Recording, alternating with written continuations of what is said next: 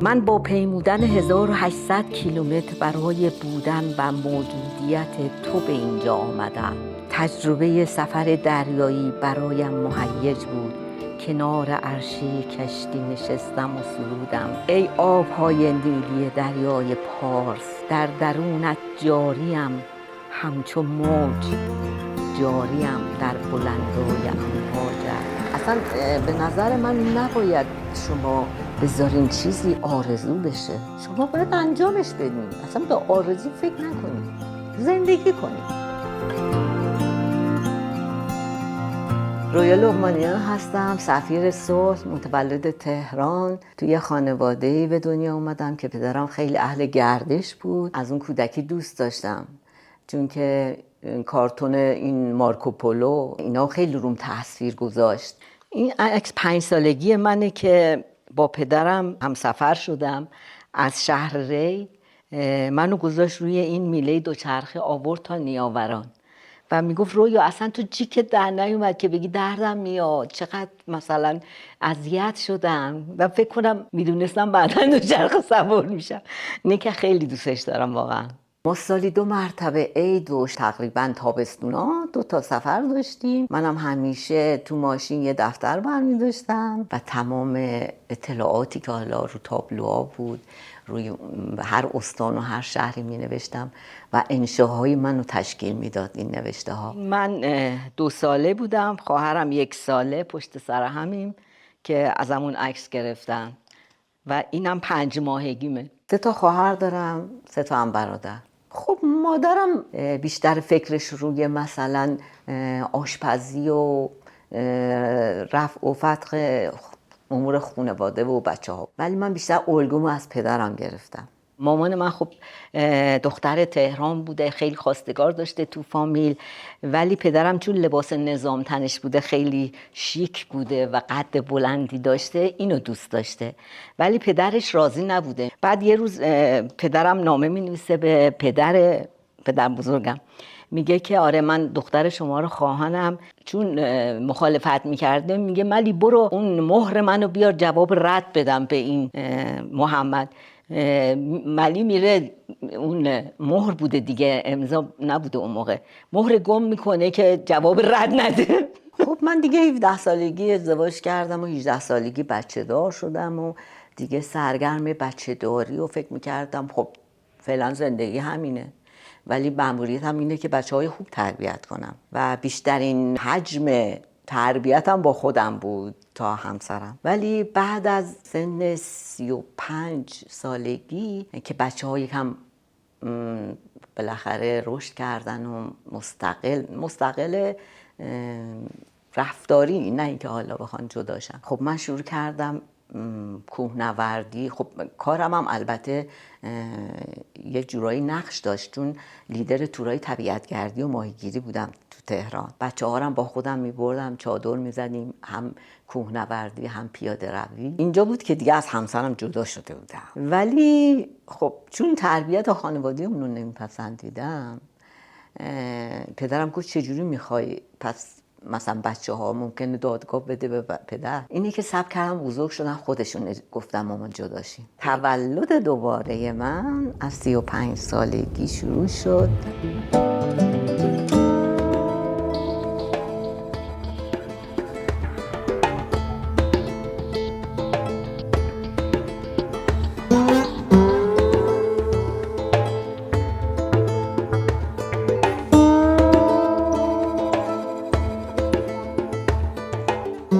حتی من فکر میکنم اگه یه بار دیگه گلم از نو سرشته بشه شاید هم به ازدواج تن بدم، به خاطری که من ساخته شدم.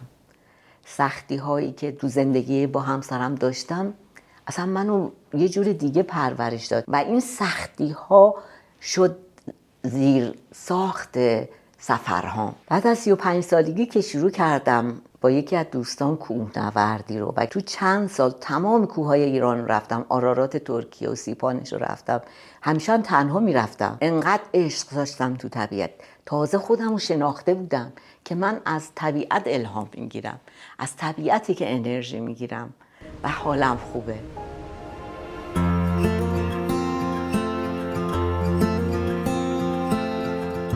خب کوهنوردی که شروع کردم دیدم خب من 12 ساعت کوه ها رو میتونم بالا پایین کنم. البته این مستلزم همین گفتم تغذیه سالمی که من شروع کردم از همون سن 35 سالگی.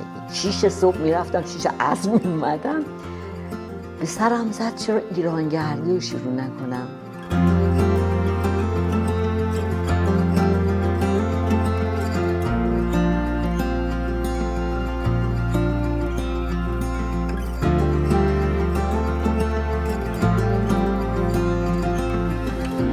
یه بار میرفتم استان اصفهان پیاده اصفهان رو میچرخیدم.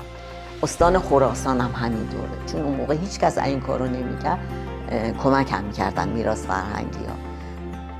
و این بود که وقتی استانها رو یک به یک گشتم و تمام ایران، فرهنگ، تاریخ اینا رو فهمیدم، حالا سفر پیوسته از شمال به جنوب ایران شکل گرفت.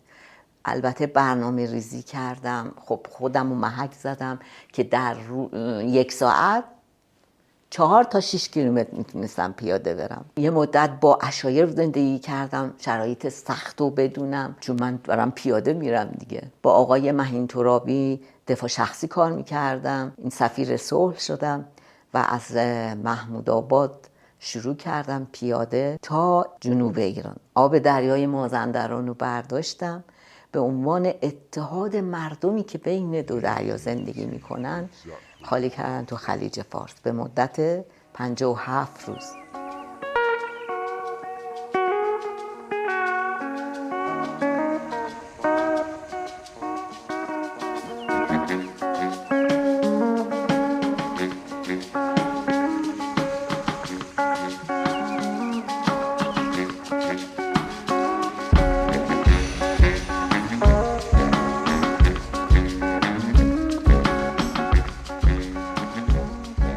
روزی که 40 تا 60 کیلومتر میشد. از صبح طلوع من حرکت میکردم تا قبل از تاریکی. البته میگم میراث فرهنگی حمایتم کرد، یعنی دویدم دنبالش، مجوز گرفتم چون هتلایی به من میدادن. تو مسیر من اجازه داشتم هر رستورانی که میخوام غذا بخورم، استراحت کنم و این خیلی عالی بود برای من. یا نه خیلی خوب بود. یه روز جمعه مردم تو جاده زیاد بودن، وقتی منو میدیدن وای میسادن، آب تعارف میکردن، نوشیدنی، غذا، شیرینی، میوه. 2-3 بار مزاحمت ایجاد شد، ولی انقدر به من انرژی مثبت بقیه میدادن که اینا رو فراموش کردم.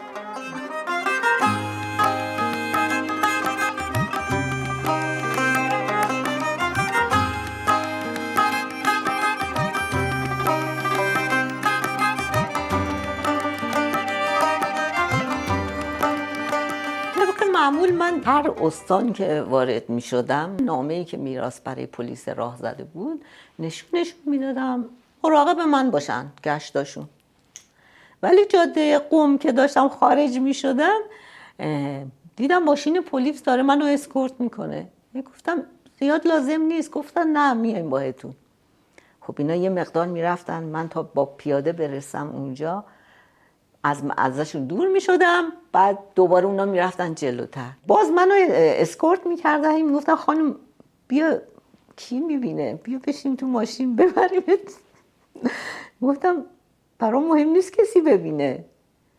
گفتن حداقل بیا کولتو بذار. گفتم نه من باید عادت کنم چون سفر برون مرزی دارم، شما الان اینجا میخواین کمکم کنیم. خلاصه ما دیگه اون مسیر خیلی طولانی شد. من هدلامپمو زدم و پلیسم که از پشت می اومد تا رسیدیم به روستای نیزار. اونجا اولین روستایی بود، یعنی مسیری بود که من به تاریکی خوردم. بعد خاطره خیلی زیبایی بود. رفتم منزل دهیار اون ده و انقدر جالب، مادر این آقای دهیار که منو دید یه شعر زیبایی برای من خوند و وارد خونه شدم.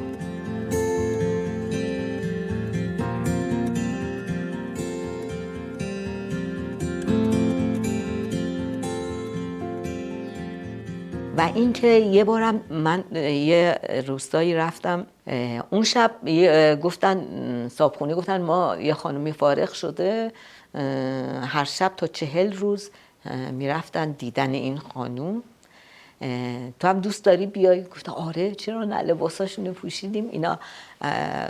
تمام روستا خانوما غذا که نه، مثل شیرینی با خرما میپزن میارن کنار اون فردی که زایمان کرده. اون خانوم هم توی یه پشه بندی تو اتاقش بود و با بچهش.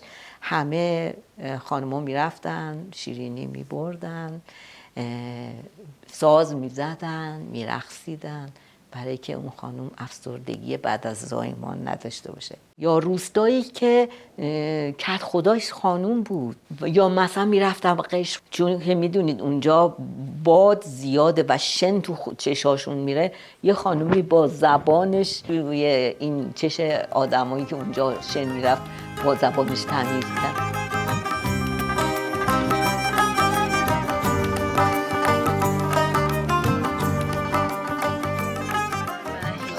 اینا مهیابشه. بله. بعد اینا هر کدوم کپی 1000 سال اون میکنن. اگه نشکنن. من جاش گامی خیلی مهمه برام، بخاطر اینکه میخوام بدونن که من بچه جزیره هنگام. آفرین. آتیش میکنین که سقف خونه نریزه، چون تو اینا بس سقف خیس میخوره. بعد لایه لایه میریم، اگه آتیش بشه سقف گرم میشه، سیاه میشه، باعث میشه که سقف نریزه. نمد مالیه، کلاه.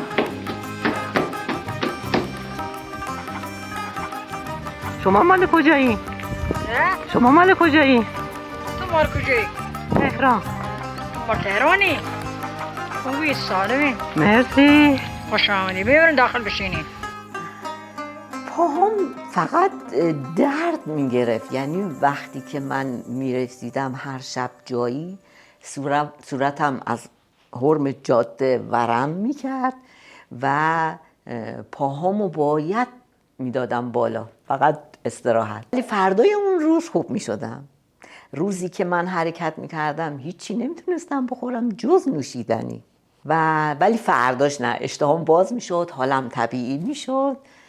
چون اکثرا وقتی جایی میرسیدم، چون حالت کتابم تحقیقم بود راجع به اون شهر و اون استان، یه روز وای میسادم بیشترشو اون جایی که مطلب داشت، مثل سیسخت یا سوج، اینجاها بیشتر میموندم چون فرهنگ زیاد بود، میخواستم بیشتر مطالعه کنم و سفرنامه‌ای که دارم مینویسم چیزی برای گفتن داشته باشه. بعد خبریش هم عالی بود. زیرنویس خبرهای من تو شبکه 4 بود.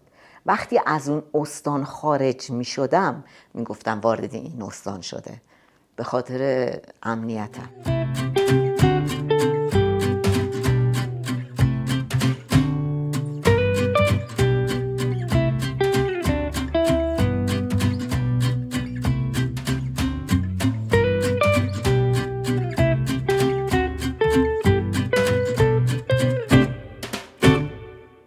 برنامه المپیک 2008 پکن بود. 4 سال برنامه ریزی کردم.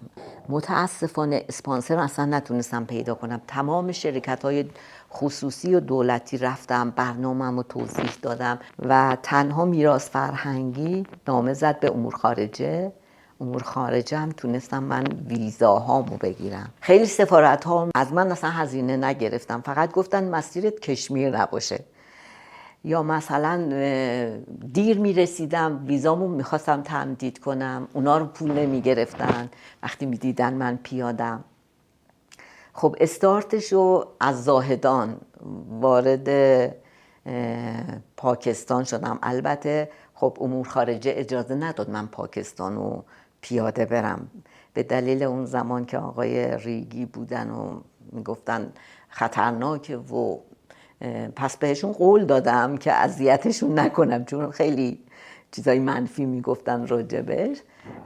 اینه که من وارد مولتان شدم با قطارایی، حالا بگم چه قطارایی بودن، و از اونجا پیاده روی رو شروع کردم.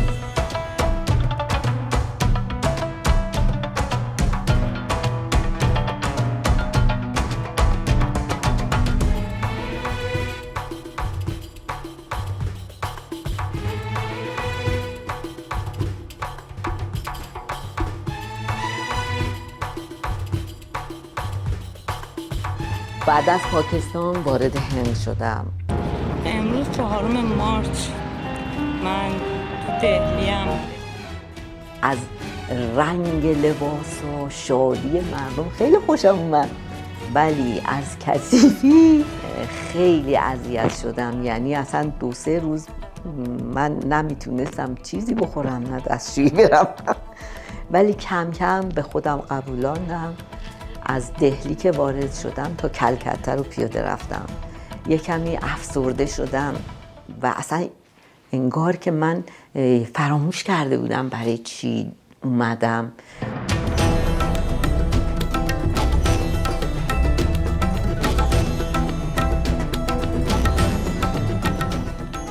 برای که روحیم خوب بشه با قطار رفتم بمبئی، چون ما اونجا سفارت داریم، ایرانی‌ها زیادن ولی توی کلکته نداشتیم. من روحیه گرفتم، با قطار برگشتم تو مسیرم باز کلکته و وارد بنگلادش شدم. خب بنگلادش هم خونه هایی که رو درخت بودن و فرهنگ مردم و برام جالب بود. وارد پایتخت شدم، خب به طب جاهای دیدنی میرفتم.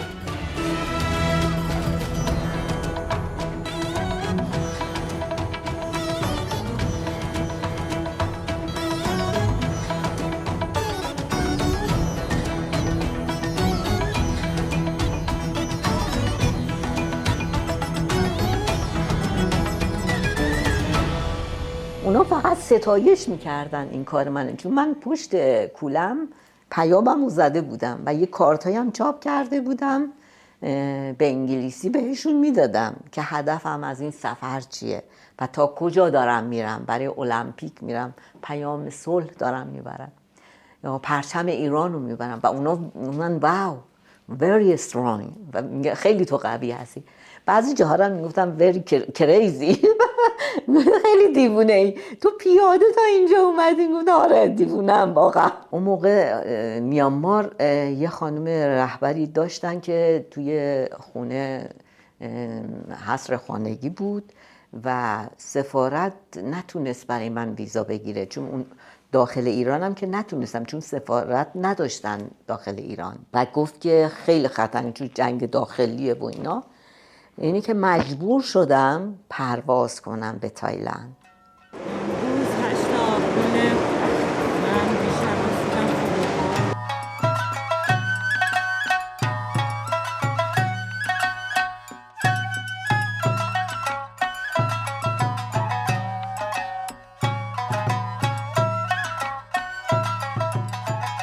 وقتی وارد تایلند شدم احساس کردم وارد یک کشوری شدم که ایمنم دیگه و خیلی خوب بود برام تایلند.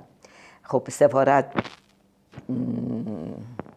برام یه هتل گرفت. بعد آقای خدایی زنگ زد به من که همون سرکنسول بود، گفت که خانم لقمانیان خواهر پادشاه فوت کرده، میخواین برین دیدنش. اونم مثل شما حامی کودکان، حامی صلح بود توی کشور تایلند.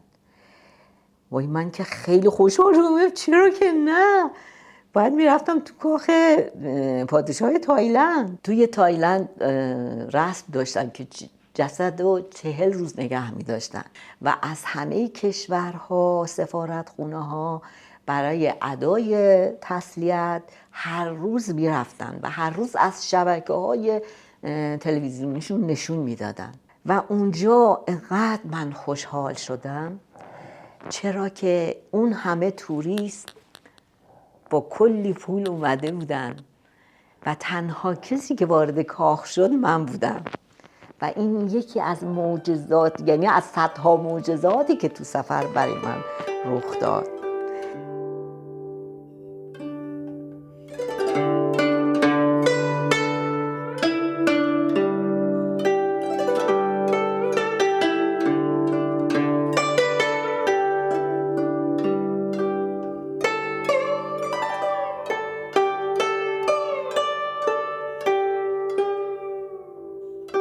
خب من یکی از پیام هام توی این مسیر حمایت از کودکان بی سرپرست بود. به طبع از زمانی که وارد کشورها می شدم مثل حالا پاکستان، هند، بنگلادش، لاوس یا کشور تایلند می رفتم، از خانه کودکان بی سرپرستم دیدن داشتم و خیلی جالب بود. یکی تو کشور تایلند و یکی ویتنام. قشنگ توی یه باغ بود که هر اتاقی یه مادر با چند نوع بچه، یعنی دختر، پسر، کوچیک، بزرگ، و این بهترین نوع پرورشگاه بود من تو این دوتا کشور دیدم که بچه ها هم حس خانواده رو داشته باشن، مادر رو داشته باشن، کوچیک و بزرگ، یعنی از خواهرای کوچیکتر نگهداری کنن.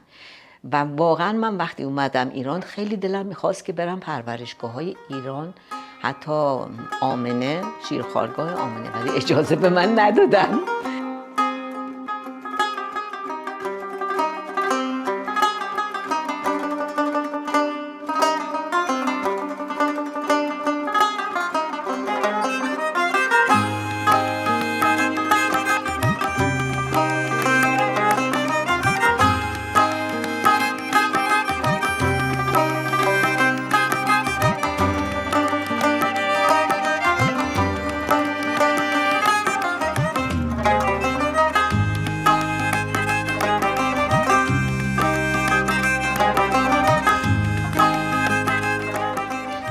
تایلند، خب تایلند اومدم چیانگ مای، چیانگ رای و اینا تا وارد ویتنام شدم.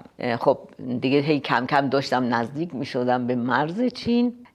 اومدم ویتنام، خیلی اونجا هم به هم خوش گذشت، چرا که مصاحبه هم توسط سفارت هم بود و همین که یه دوست دورگه پیدا کردم و تو روزنامه کار میکرد و یک صفحه بزرگی رو به من اختصاص داد. خب من دیگه حالا توسط سفیرمون آقای شهیدی نامی بودن که نامه زد به سفارت چین که من دارم وارد چین بشم، یعنی ویزا بگیرم، چون ویزای طولانی مدت تو ایران به من نداد چین. گفت شما 6 ماه طول میکشه. 6 ماه طول کشید دیگه. 6 ماه طول میکشه و ما نمیتونیم اینقدر بدیم. من گفتم من اومدم که برم با پرچم ایران، با شعار صلح و حمایت از کودکان، هدفم پکنه. 5 ماه تمام طول کشیده بود تا اینجا و 1 ماه هم گذاشته بودم تا پکن، از مرز چین تا پکن. آقای شهیدی گفت راه نمیدن. وقتی نامه منو برگردوندن گفتم من تا مرز میرم، شاید بتونم. خلاصه من رفتم مرز و هیچ اجازه ورودی به من داده نشد و خیلی ناامید شدم. متاسفانه پرچم ایران رو در آوردم، گفتم گویا قرار بوده تا اینجا بیام و دلیلش رو نمیدونم که چرا من این همه راه اومدم و به هدف نرسیدم. پیاده روی 5 ماهه من به همراه پرچم صلح و پرچم ایران برای المپیک در اینجا خاتمه یافت. پافشاری من برای گرفتن ویزا و وارد شدن به کشور چین بی نتیجه بود. ای کاش مرزی وجود نداشت، ای کاش دربی برای بستن نبود. برگشتم همونجا که گفتم مامانم همیشه میگم رویای سابق من میخوام، که انقدر پرشور بود، انقدر میرفت میومد ورزش میکرد. اومدم و یه برنامه هفته میراث فرهنگی توی فکر کنم نیاوران بود، منم دعوت کردم. فرمانده اونجا خب منو خواستن که برم بالا صحبت کنم راجع به سفری که تا چین رفتم و اینا. بعد به هر کسی هدیه‌ای میداد. منم همونجا سفر آفریقامو تو ذهنم ریختم و گفتم میخوام این دفعه دیگه با دوچرخه برم. یه دوچرخه دادن به من هدیه که الان دارمش شمال. با اون دوچرخه که اون زمان قد همون یه پراید هزینه نشد، برنامه آفریقا رو ریختم. من دیگه 15 ساله که دوچرخه سوارم.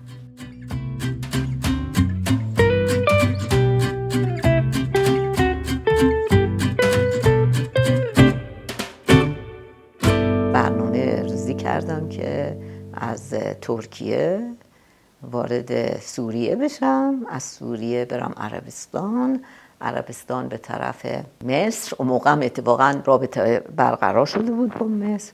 بعد بیام سودان، سومالی تا کیپ تاون، آفریقای جنوب. میراث فرهنگی گفت این دفعه دیگه باید شما اگه بخوایم با دوچرخه برین مجوز از فدراسیون دوچرخه سواری بیاریم. ما هم رفتیم دوچرخه فدراسیون، گفتن نه، زن دوچرخه سوار برای ما تعریف نشده. گفتیم آخه چطور میشه؟ گفتن نه، با اجازه نداریم که به شما مجوز بدیم. هیچ دیگه. من فهمیدم که این سفر از گرفتن ویزا و همه چی پای دیگه خودمه، چون دوچرخه سوار شده بودم.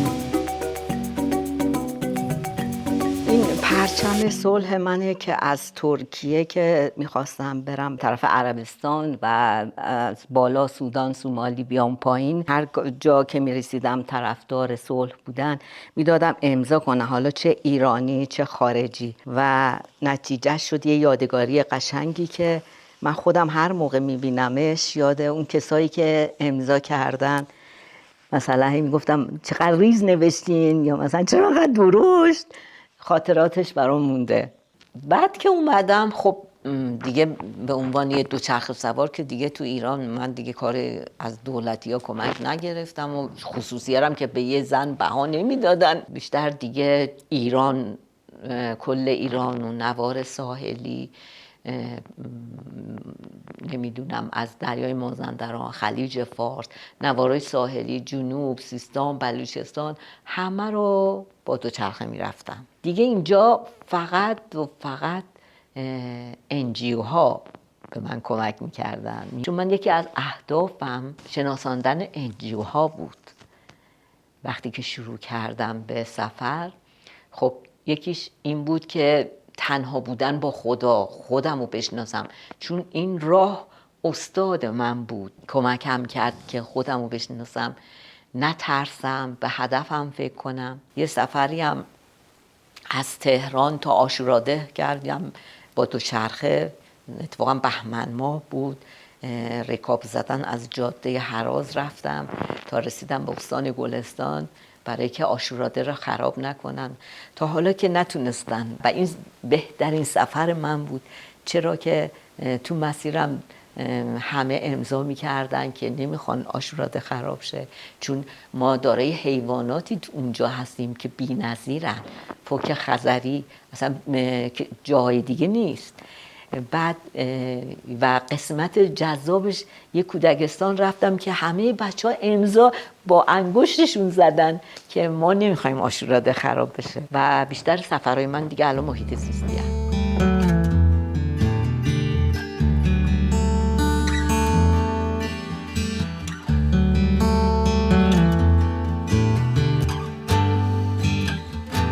و اینکه نوشتن سفرنامه، اصلا فرهنگم، تاریخم رو بهتر بشناسم.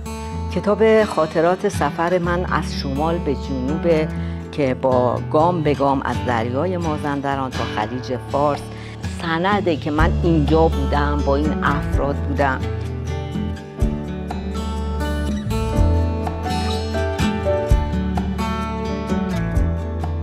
و این شد که با دوچرخه بعد از اینکه ایران رو گشتم، خب دیگه تونستم از طریق بچه ها برن اروپا و تقریبا اروپا رو، همین کشورها رو با دوچرخه پیمودم. تقریبا 3 ماه تا نزدیکای پرتغال رفتم از نوار ساحلی و خیلی اونجا خب دیگه نه ترسی داره، مسیر داره. درسته اونجا توریست براشون عادیه، اصلا چی ندارن که بخوای شما با پیامی بشن، ولی هر دفعه من با یه پیامی بود. یه دفعه با صلح، عشق، لبخند و به هر کی میرسیدم لبخند میزدم و این شده بود کلید رمز من. درود، به به، بفرمایید، خوش اومدید.